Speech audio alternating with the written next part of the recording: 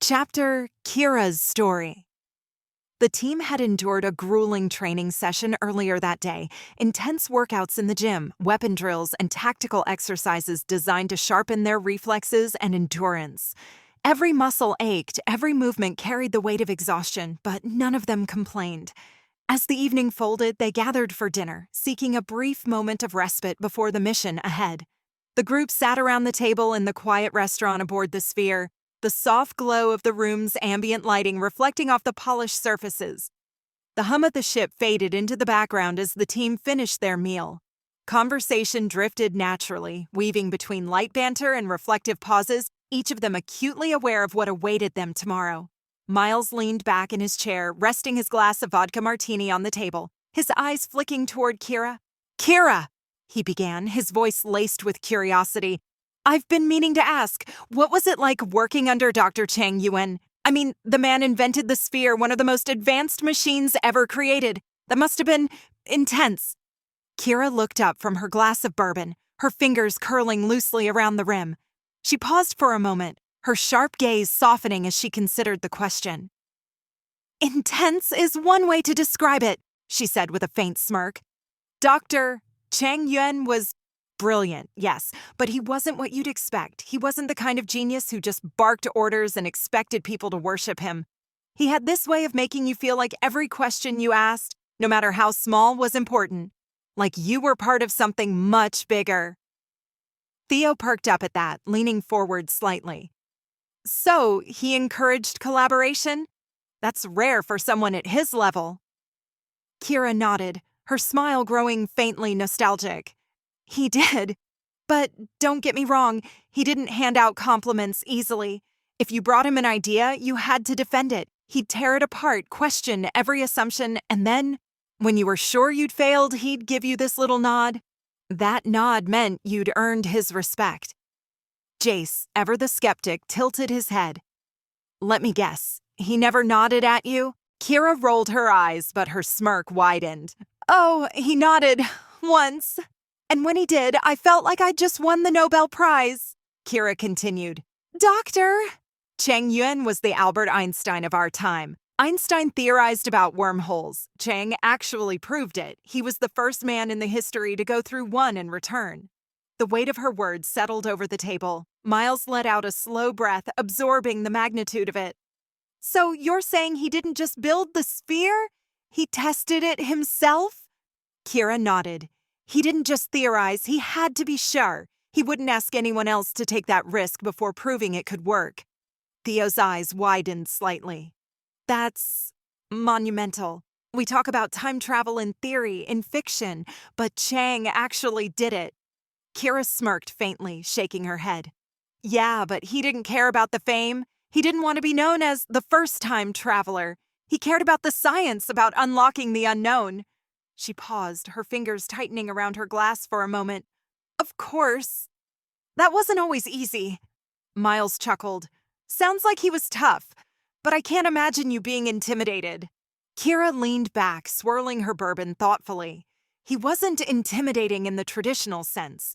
He didn't yell or belittle people, but he had this presence, this way of looking at you like he could see exactly how much you didn't know. And instead of making you feel small, it made you want to rise to his level. That's what made him brilliant. Not just his mind, but the way he pushed everyone around him to be better. Kira paused, her fingers tightening around her glass for a moment. "Of course. That wasn't always easy." Miles caught the shift in her tone. "What do you mean?" She let out a slow breath, gaze flicking toward the dim lights reflecting off the polished table. "There was a time I thought I wasn't cut out for this. The first major project I worked on with him, I botched a critical systems analysis on the Sphere's early stabilizers. A minor calculation error, but in theoretical physics, minor can be catastrophic." Lena tilted her head. "What happened?" Kira gave a dry laugh. "Let's just say I spent an entire week convinced I was going to be fired. I walked into Chang's office, expecting him to tell me to pack my things." She exhaled sharply, as if reliving the memory. But instead of tearing into me, he just handed me back my report and said, "Fix it." "You already know what's wrong." Then he sat back and waited. Miles arched a brow. That's it? Kira smirked, shaking her head. Number that was the test. He didn't want perfection. He wanted to see if I could recognize my own mistakes, if I could be better without being told how. And when I finally corrected it, when I handed it back to him, he nodded. Theo, who had been listening intently, leaned forward. The famous nod. Yeah, Kira murmured, a distant fondness in her tone. That nod meant everything. She traced the rim of her glass absently before looking up, her expression more serious now. That's when I realized it wasn't just about being good enough to work under Chang. It was about proving to myself that I deserved to be here. The table fell silent for a beat. Then Jace, ever the mood breaker, grinned as he raised his glass. Well, Kira, here's to not screwing it up. No pressure. Lena, who had been quietly sipping her sake, spoke up.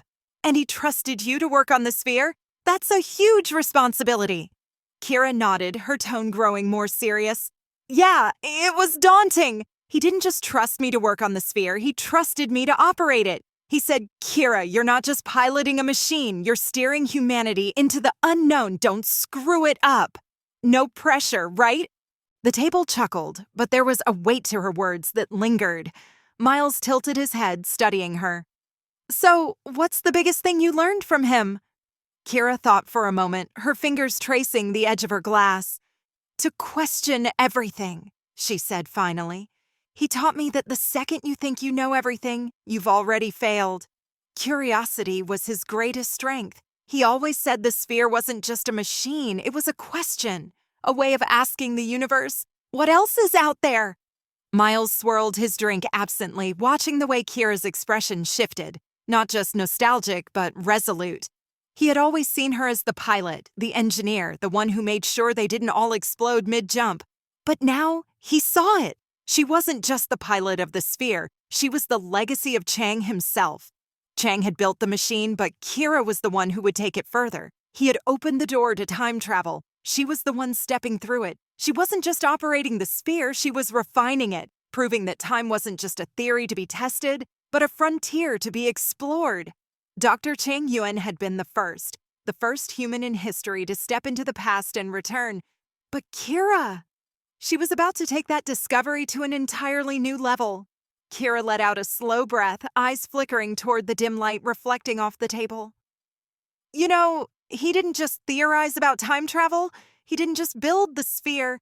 He tested it himself. Theo frowned. Wait, you're saying Chang actually traveled through time? Kira nodded. 66 million years into the past, the late Cretaceous period. A stunned silence followed. Miles leaned forward, his voice quieter now. He saw the dinosaurs. Lena exhaled, shaking her head. I still can't believe what he brought back.